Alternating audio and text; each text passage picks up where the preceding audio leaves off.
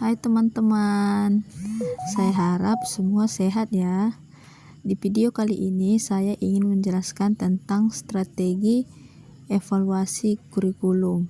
Jadi, ada pengertian strategi evaluasi kurikulum, yaitu pendekatan yang digunakan untuk menilai efektivitas dan dampak suatu kurikulum terhadap pencapaian tujuan pendidikan.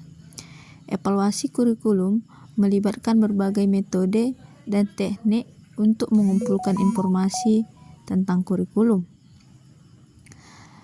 baik selama proses pengembangan atau evaluasi formatif maupun setelah implementasi atau evaluasi sumatif.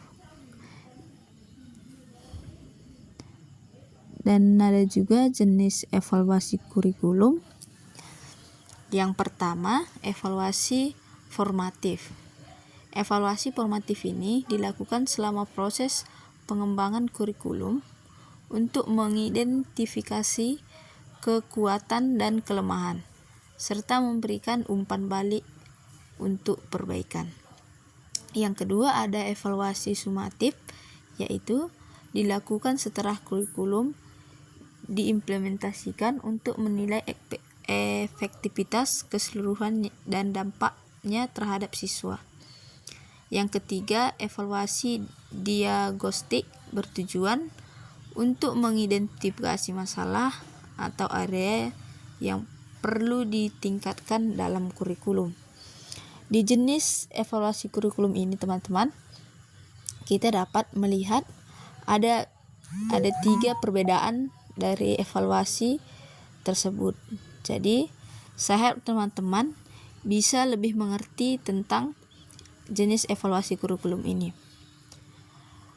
Ada juga pendekatan evaluasi kurikulum.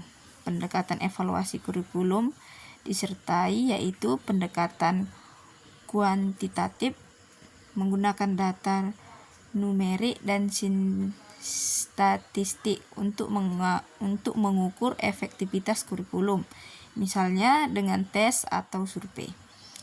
Pendekatan kualitatif yaitu menggunakan data deskriptif dan interpretatif untuk memahami pengalaman siswa dan guru dengan kurikulum, misalnya melalui wawancara dan observasi. Pendekatan campuran menggunakan pendekatan kuantitatif dan kualitatif untuk mendapatkan pemahaman yang komprehensif tentang kurikulum. Di sini juga teman-teman, dalam pendekatan evaluasi kurikulum ini kita juga ada mempelajari 3 pendekatan, dan di antara pendekatan tersebut berbeda-beda dengan cara untuk mendapatkan atau cara untuk menilai kualitas pemikiran atau kemampuan siswa dan guru. Saya harap teman-teman juga dapat mengerti tentang pendekatan evaluasi kurikulum ini. Metode evaluasi kurikulum. Metode ini juga mempunyai banyak metode evaluasi kurikulum. Mungkin teman-teman sekalian sudah pernah mendengar apa itu metode evaluasi kurikulum. Jadi di sini saya kembali menjelaskan evaluasi kurikulum dengan metode tes dan ujian, mengukur pencapaian siswa dalam pengetahuan dan keterampilan. Observasi, mengamati proses pembelajaran dan interaksi siswa dengan kurikulum. Wawancara, mengumpulkan informasi dari siswa, guru, dan pemangku kepentingan lainnya. Analisis dokumen, memeriksa dokumen kurikulum, rencana pembelajaran, dan materi pembelajaran lainnya. Survei, mengumpulkan data dari responden dalam skala besar. Metode evaluasi kurikulum ini sangat banyak ya teman-teman, dan ada juga prinsip evaluasi kurikulum. Di antaranya ada objektif.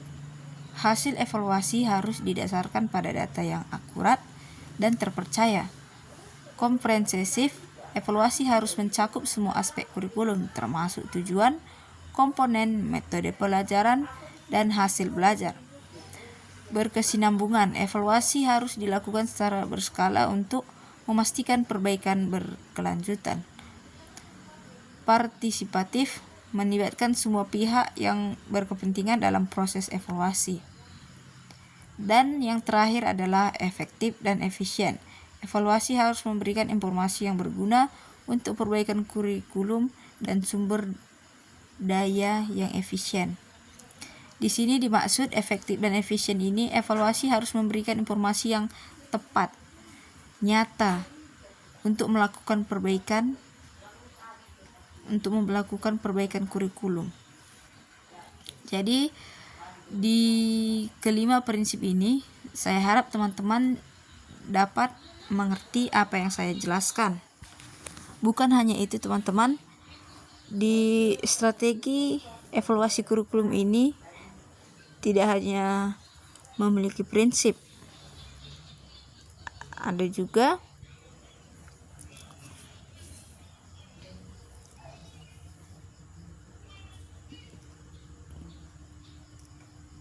dan di sini saya agak lama ya teman-teman, karena di sini prinsip evaluasi kurikulum ini memang perlu kita pahami, karena prinsip-prinsip ini sangat penting.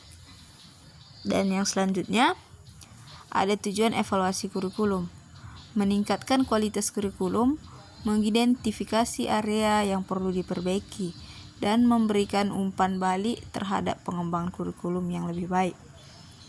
Memastikan relevansi kurikulum, menilai apakah kurikulum relevan dengan kebutuhan siswa dan masyarakat.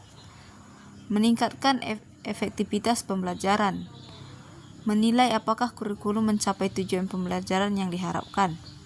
Meningkatkan efisiensi penggunaan sumber daya, memastikan bahwa sumber daya yang digunakan dalam kurikulum dimanfaatkan secara optimal. Dan mengukur dampak kurikulum, menilai dampak jangka panjang kurikulum terhadap pengembangan siswa. Terima kasih. Saya harap teman-teman dapat mengerti di video kali ini.